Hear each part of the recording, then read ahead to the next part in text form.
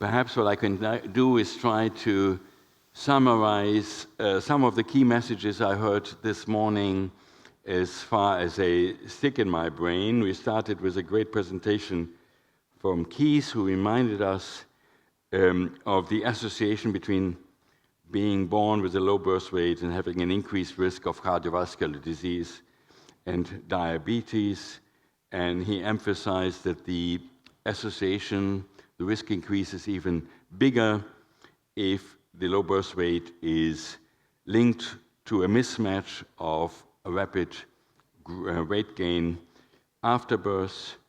He raised the important question whether we should be critical about ultrasound measures of growth as a predictor of gestational age, and in the discussion said the effect differences between ultrasound and the traditional measures based on last menstrual period could be in the order of 5 days or more. He emphasized the importance of placental blood flow regulation as an important factor affecting fetal growth and being a potential mechanism by which maternal size predicts infant birth weight and thereby the adaptation of the fetal size to the maternal birth channel. He discussed the potential importance of the ductus venosus bypass of the liver as another regulating factor, which I think we will have the opportunity to hear more about in the years to come. He emphasized the importance of nutrition supply in pregnancy, particularly iodine and vitamin D, and extended then to the importance of nutrient supply in preconception, the preconception period. And he showed us the very impressive results from the intervention study, the NIPA study, where although the primary endpoint was not changed, the secondary endpoints, preterm delivery and child obesity at 2 years, were both reduced by about 1/2. So very impressive results that emphasize the importance to look at preconception as an important time period for promoting health.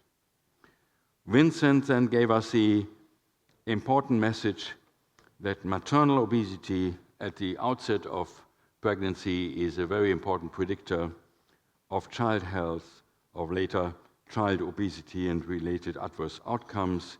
And he stressed that maternal obesity has a much bigger predictive effect size than gestational weight gain. I don't know about your experience, but in my environment, the gestational weight gain guidance from the international, from the IOM, Institute of Medicine in the United States, is looked at as a Bible in the practice of obstetricians and family physicians when they advise women in pregnancy.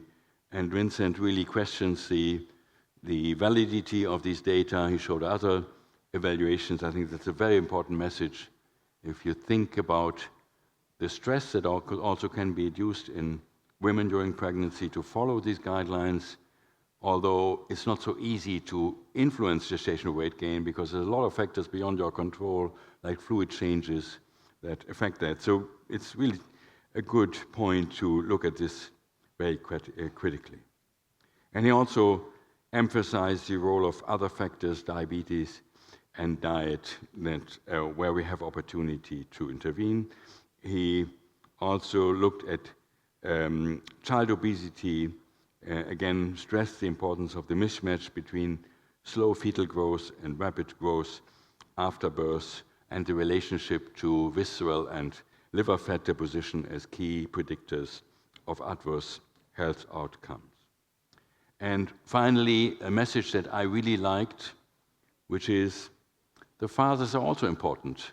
The men are not irrelevant for the outcome of the child. So thank you for stressing that. So the health of the father, the body mass of the father is also an opportunity to look at.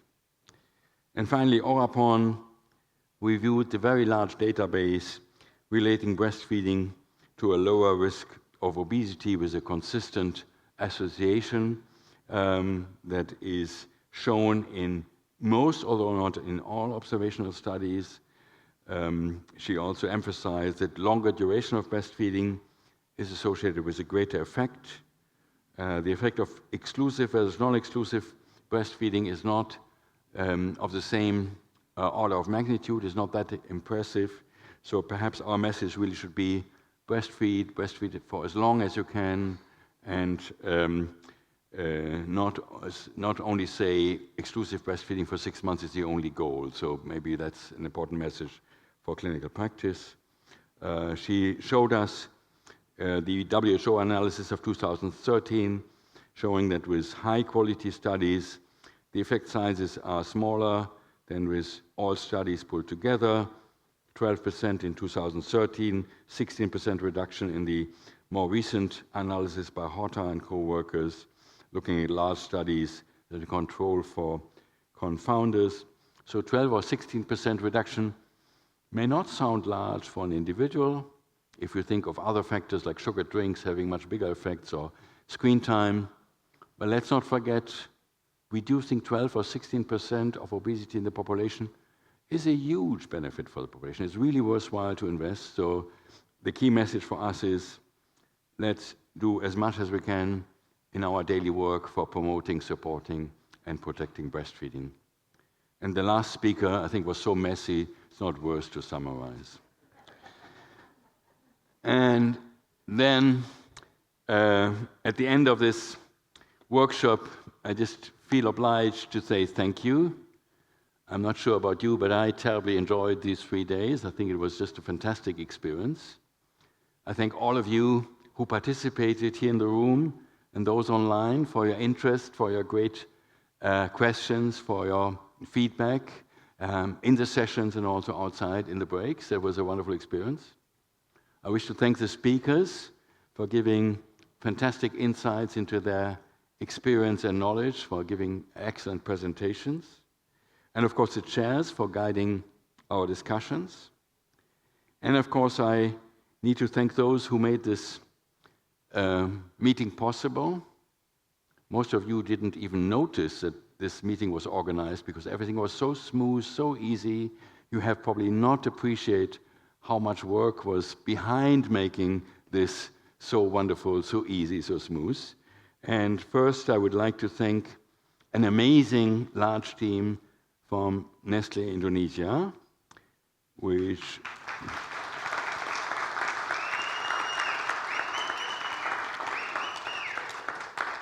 I want to spell out the names of these great people. It's Dimas, Daisy, Fauzi, Nita, Nisa, Novi, Nindi, Antti, Yuli, Dodok, Diana, and last but not least, their fantastic leader, Lailani, who's done an amazing job.